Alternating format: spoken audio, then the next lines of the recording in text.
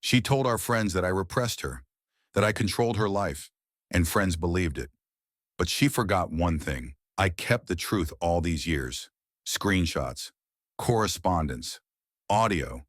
So when she came on the podcast to honestly tell her side of the story, I just pressed record and let her lie, live, and then got the evidence, one by one, silently, quietly, publicly. Now everyone knows who the real manipulator was, and she disappeared from all social media. It's strange how quickly someone can go from being the person you trust most to the person you least recognize. The whole thing felt like a nightmare that I couldn't wake up from. I kept telling myself that one day I'd look back and laugh at how absurd everything had been. But I never did. It started, as most things do, with something small, an argument. I don't even remember what it was about anymore. Maybe it was something stupid, like the temperature in the room or the fact that I hadn't cleaned the dishes right away. But to her, it was the end of the world. Emma had always been quick to escalate things, turning even the most trivial disagreements into major fights. At first, I chalked it up to stress or something personal she was going through. I told myself it was nothing more than a rough patch. But the cracks in our relationship were there, and I was too blinded by love, or maybe just by habit, to see them. I remember the last fight vividly. She'd been working late again, and I hadn't heard from her in hours. It wasn't the first time, but this time something about it felt different. Maybe I was already sensing that something was slipping away. I called her, and when she finally picked up, I could hear the tension in her voice.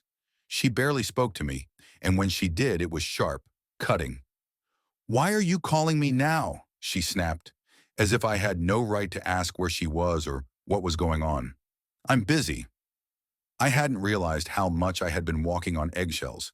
Every conversation with her had become a challenge, one I never wanted to face but always did because I thought things would get better. "I was just checking in," I said, trying to keep my voice steady. "Is everything okay?" "Everything's fine. Just leave me alone." And that was it, the beginning of the end. I didn't know it at the time, but that argument would be the final straw for Emma. We didn't talk much after that. She didn't come home that night, and the next morning she told me she needed space. I gave it to her. Space turned into days, days turned into weeks. I kept waiting for her to come back, to apologize, to say it was all just a misunderstanding. But instead she started to pull away completely, from me and from everything that had once been ours. I noticed her being more active on social media, posting things that felt strange and distant, as if we had never shared any part of our lives together. And then the accusations started. It didn't happen all at once. It wasn't like a sudden explosion. It was slow, subtle at first, one post here, a comment there.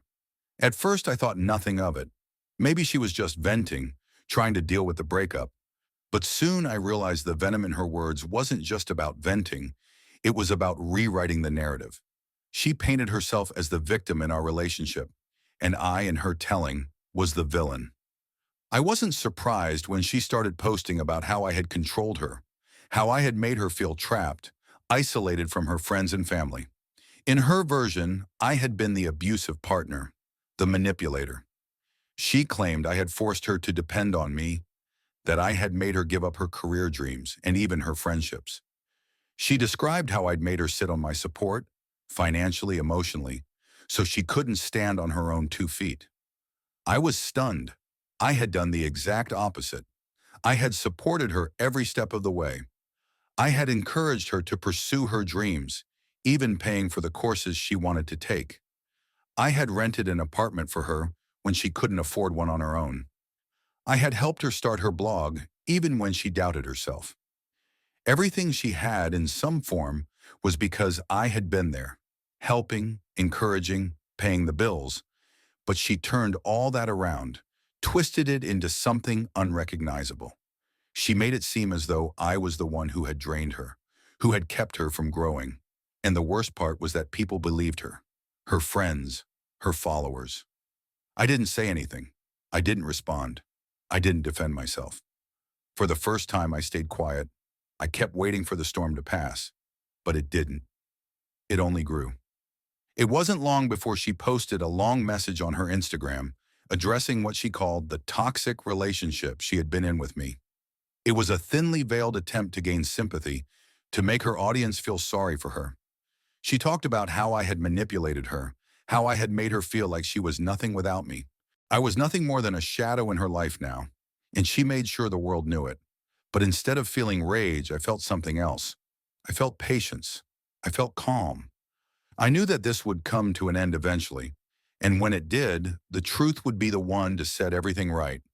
So I waited, and as I waited, I began to gather everything. Every conversation we had ever had, every thank you message she'd sent me, every receipt from the money I had spent on her, on us. I stored it all away, silently, methodically. I knew that one day I would need to use it, and then came her idea. The podcast. I could have ignored it. I could have refused and let her continue telling her lies. But there was something about it that felt like an opportunity. Emma had no idea what she was getting herself into. She thought this would be her chance to control the narrative. She thought she could sit in front of a microphone and tell everyone how terrible I was, and I would just sit there, powerless to stop her. She called it an honest conversation, but I had no interest in honesty.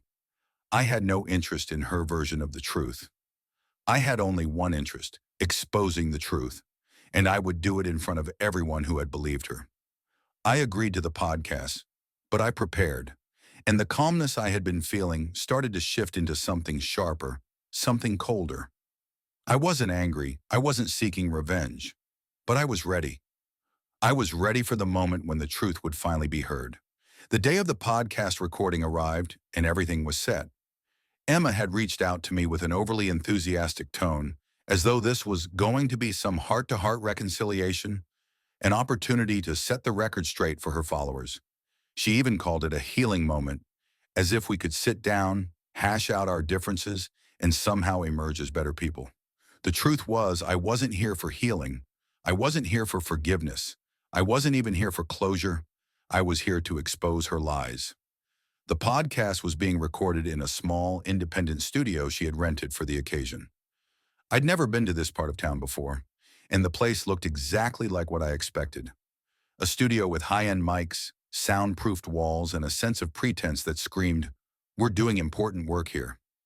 Emma was already there, perched behind the microphone with a coffee in hand, scrolling through her phone. When I entered, she barely looked up. She gave me a forced smile that didn't quite reach her eyes. "Glad you could make it," she said with that same thinly veiled sarcasm she'd been using since we'd broken up.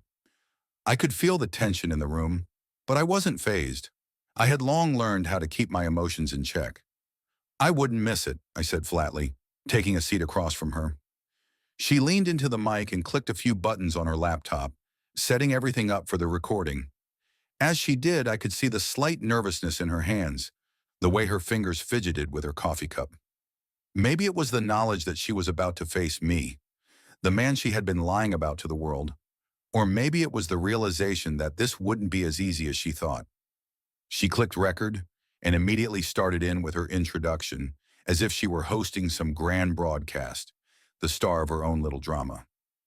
"Hello, everyone. Welcome to today's episode of Let's Talk Truth," she began, her voice bright and confident. "Today, I'm sitting down with someone from my past, someone I've been very open about in my online posts. We're here to have an honest conversation about our relationship, to clear the air, and to let you all hear both sides of the story. No filters, no sugarcoating." She paused, glancing at me for confirmation, and I gave her nothing more than a neutral stare. She continued, clearly unaware of how badly she was about to fail at her own game. "Before we get into the specifics, I want to take a moment to acknowledge how hard this has been for me. It's been an incredibly emotional journey, and I want to thank my friends, my supporters, and my followers for being there for me every step of the way. I know a lot of you have reached out to me about this, and I'm so grateful for all the love." I nodded, waiting for the moment where the real conversation would begin. In her mind, I was sure this was just the build-up, the prelude to her story of victimhood. She thought I would sit there and just nod along while she took the reins. But she was wrong. I knew exactly what I was doing. I knew this would be her moment to twist the narrative one more time, so I kept my mouth shut. I let her speak, let her set the stage for the lies she was about to tell. She took a deep breath, the calm before the storm. "So let's get into it," she said, turning toward me with a look of exaggerated seriousness. "You know, when we were together, I thought I was happy. But after we broke up, I realized something that I didn't see at the time. I was in a relationship where I was constantly controlled. It wasn't obvious at first. It started with small things, telling me what to wear, where I could go, and who I could see. But over time, it became clear. You wanted me to be dependent on you." She let that hang in the air for a moment, watching my reaction, waiting for me to bite. But I didn't. I remained completely still. "I remember when you would get upset if I wanted to hang out with my friends," she continued, now turning her gaze back to the microphone, as if speaking directly to her audience. "You'd say I was neglecting you, or worse, you'd act like I was betraying you. You never supported me. You wanted me to stay at home, to depend on you. And when I finally had the courage to speak up, to stand up for myself, well, that's when the real trouble started." She let out a small sigh, and I could see the satisfaction in her eyes. She believed every word she was saying. She believed that I was just sitting there, knowing that everyone listening would take her side. But I had my own plans. I leaned back in my chair, taking my time to gather my thoughts before speaking. There was no need to rush. She had already said everything I needed her to say, given me the perfect opening. "Interesting," I said calmly, "because from where I'm sitting, things look very different." She shifted slightly in her seat, her expression faltering for just a second before she recovered. "What do you mean?" she asked almost too innocently. "Well," I said, reaching into my bag and pulling out a folder full of documents, receipts, and screenshots. "Let me give you an alternative perspective." I began by showing her the receipts. "This is a receipt for the apartment I paid for you when you couldn't afford to live on your own," I said, holding it up for the microphone to catch the details. "And here's the payment for the courses I paid for, so you could pursue your career. Not to mention all the work I did behind the scenes to help you start your blog. I was the one who gave you the tools and the opportunities to grow, not the other way around." Her face shifted. I could see her trying to maintain composure, but the cracks were starting to show. She wasn't expecting me to be prepared like this. She wasn't expecting me to expose her so easily, but I wasn't finished. I pulled out the audio recordings, our conversations, where she had professed her gratitude for everything I had done for her, where she had admitted how much I had helped her, how much she appreciated me, where she had said that she didn't want to be with anyone else but me. I played the recordings one by one, watching her squirm as each one revealed a truth she couldn't deny.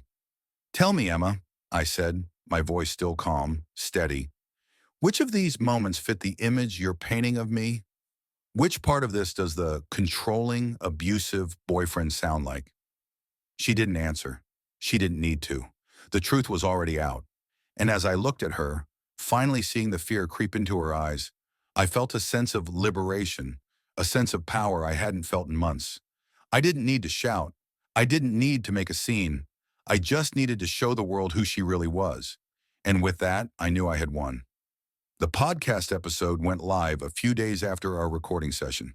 It didn't take long for the ripple effects to reach us. The social media storm started quietly at first, just a few comments here and there. But then the wave hit. Within hours, Emma's followers began to flood the comments. Some were questioning her, some were angry at me, and some, surprisingly, were defending me. The weight of the evidence was undeniable, even for those who had been blindly loyal to her before. She had built her entire online persona around being the victim of an abusive relationship. But the story she had been telling didn't match the facts. It was like watching the collapse of a carefully constructed empire. One post, one podcast, one conversation at a time, the truth was unraveling. I didn't check the comments right away. I knew better. The last thing I wanted to do was get pulled into the chaos. I had already done what I needed to do, and that was enough. But then I saw a text from my friend Max. "Dude, are you seeing this?" I pulled out my phone and opened the message. He'd sent me a link to a viral post on Twitter. The title was blunt: "Emma's Truth Comes Out. Ex-boyfriend exposes lies in jaw-dropping podcast."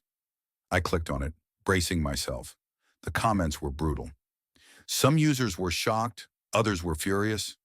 Some people had believed Emma's version of things for so long that they couldn't accept what they were now hearing. But there were others who were beginning to question everything. They had seen the screenshots, the receipts, the audio clips, and they were starting to piece the real story together. One comment stood out. "This is everything we needed to hear. Emma was always quick to cry wolf, but now we see the truth. Props to you, man. You didn't even need to get angry. You just showed up with facts." I read through several more comments, feeling a knot loosen in my chest. For the first time in months, I felt something like relief. I didn't need to be the villain anymore. I didn't need to play the part of the bad guy in her fabricated narrative. The truth was clear, and the people who mattered would see it. But what hit me hardest was seeing the shift in Emma's own posts. She had always been so confident, so in control of her image. Now she was scrambling. "The truth will come out in time. I don't need to justify myself to anyone," she posted on Instagram, followed by a stream of hashtags like Wamyo abuse survivor, Warnkasha not a fight, trying to remind her followers that she was still the victim in all of this. But the cracks in her story were too obvious now. The more she posted, the more people called her out.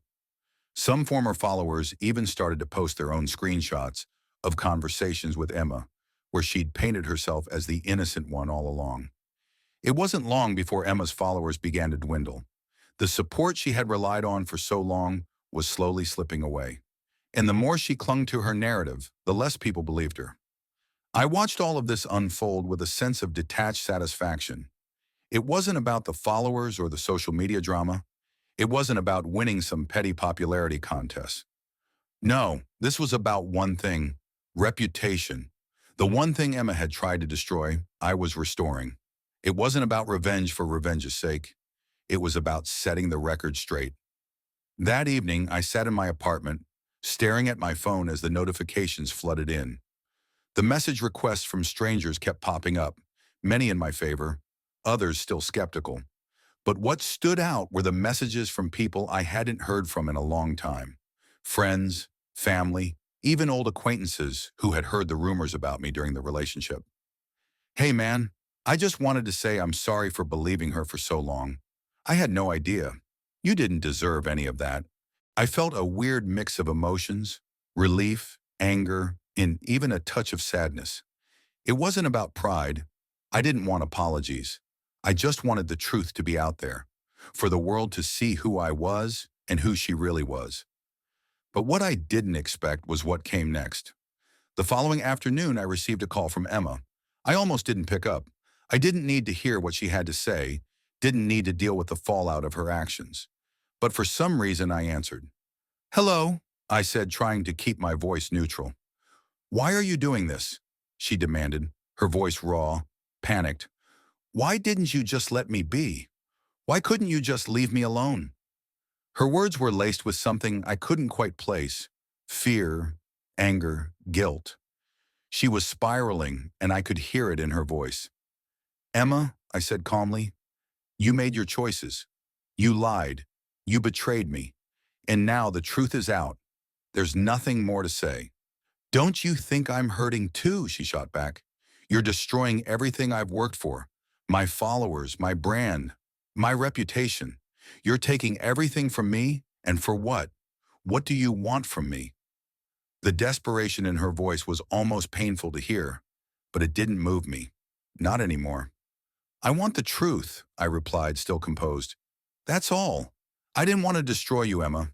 You did that yourself when you chose to lie. I'm not the villain here." There was a long silence on the other end of the line. Then she spoke, quieter this time. "I never wanted it to end like this." I didn't respond right away. I just listened to the silence. The only sound was her breathing, sharp and uneven. "Goodbye, Emma," I said softly, and I hung up. I didn't expect it to feel so final, but it did. She was no longer a part of my life. She wasn't my problem anymore. The truth had come out, and it was over. But as I sat in the quiet of my apartment, I realized something. It wasn't just Emma who needed to face the consequences of her lies. It was everyone who had enabled her, who had believed her without question. They needed to reckon with their own complicity in the narrative she had crafted. And they would.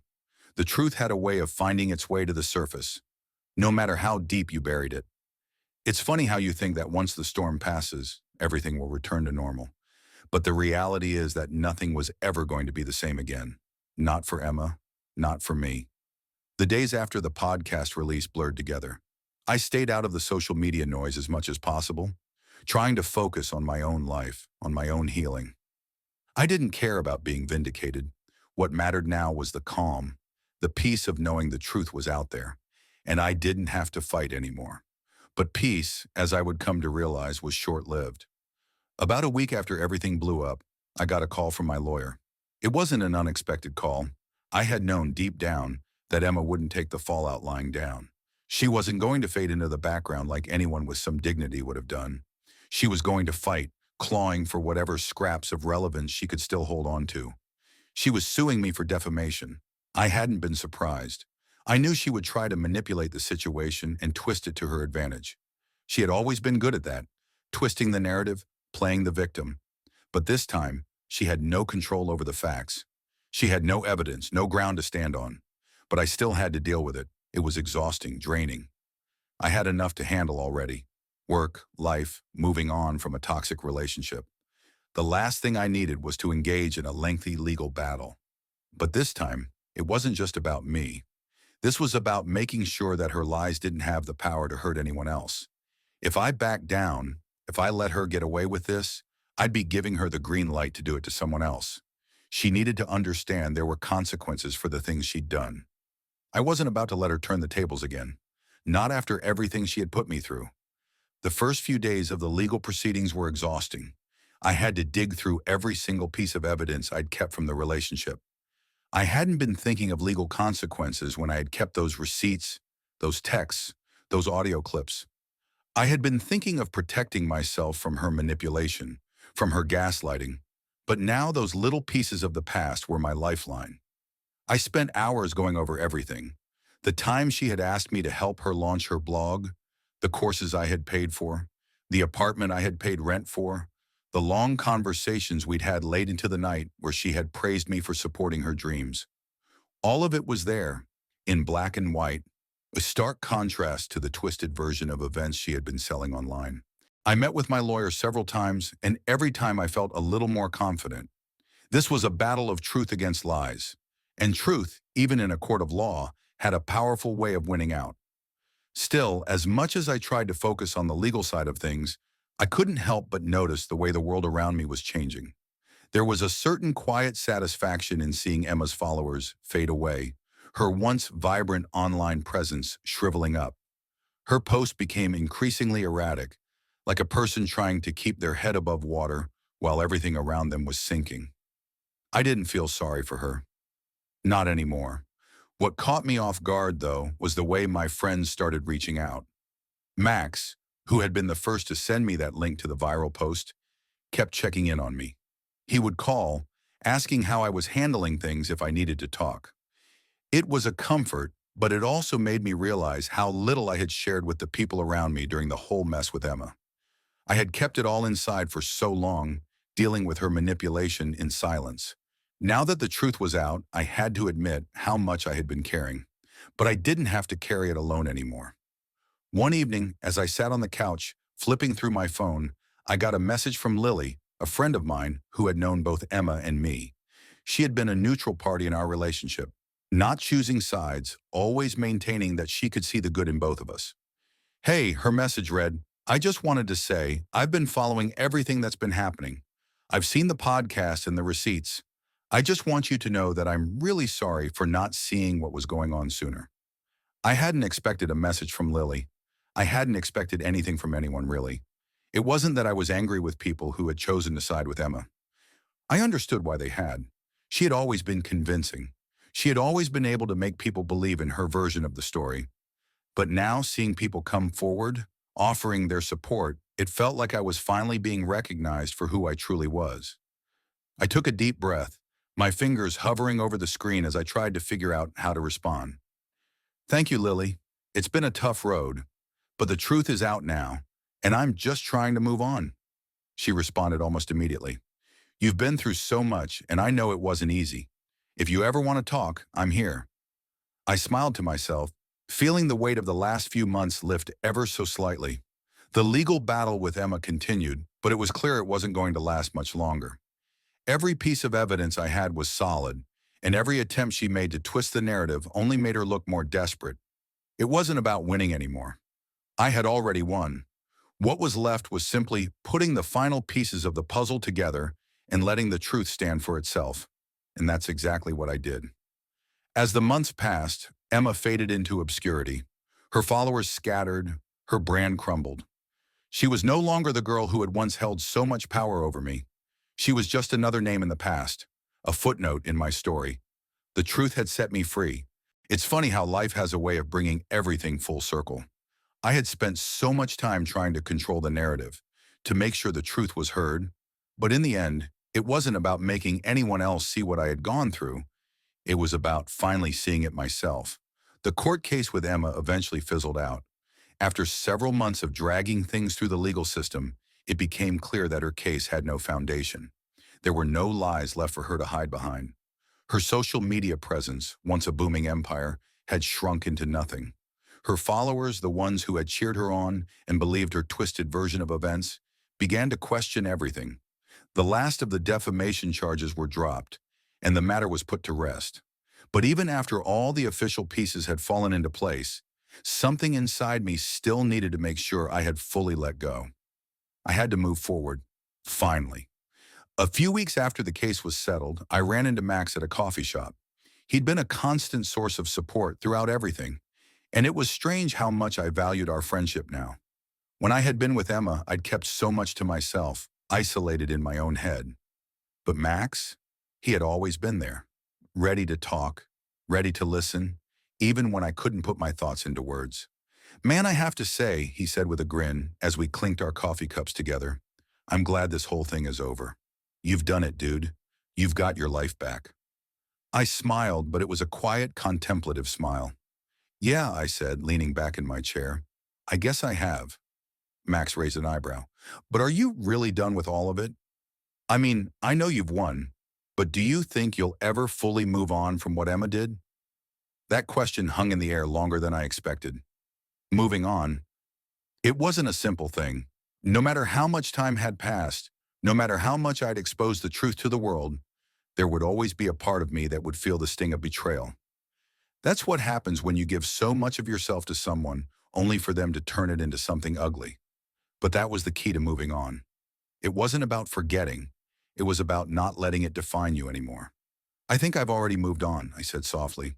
"Not because I've forgotten, but because I've let go. I know the truth. I've made sure the world knows the truth. And that's enough. She can't hurt me anymore."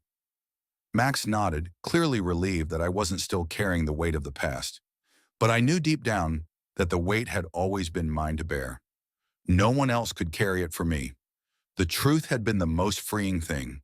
Not the podcast, not the legal victory, just the ability to stand in front of the world and say, "This is who I am and I'm done hiding." It wasn't the revenge I had initially thought I wanted. It wasn't about punishing Emma. It was about reclaiming myself from her lies. A few weeks later, I checked her social media one last time. Out of curiosity, I suppose. Emma's account was still there, but it was a ghost of what it had once been. No more content about empowerment or success. No more smiling selfies. Just silence. I didn't feel the need to say anything, though. There was nothing left to say. The last message I sent to Emma was all the way back when I'd received her message asking for a podcast, the one where she wanted to clear the air in her own way. I had sent her one simple text that night: "You can't rewrite the truth." Now I had my life back. I was moving forward slowly but surely. I was learning how to trust again. I was rebuilding what had been broken, piece by piece, with people who saw me for who I was, not the narrative someone else had written for me. And the best part? I was finally free of her. The world had its own way of dealing with lies, of exposing false narratives for what they were. Emma thought she could control the story, but in the end, the truth was her undoing. As for me, I was done living in the shadows of someone else's lies. I wasn't going to let her be the one who defined me. I had learned that the most powerful revenge is simply living your truth, quietly, without malice, and with a sense of peace that comes from knowing that in the end, The truth always has the last word. And so, I moved on. Without her, without the past. Just me.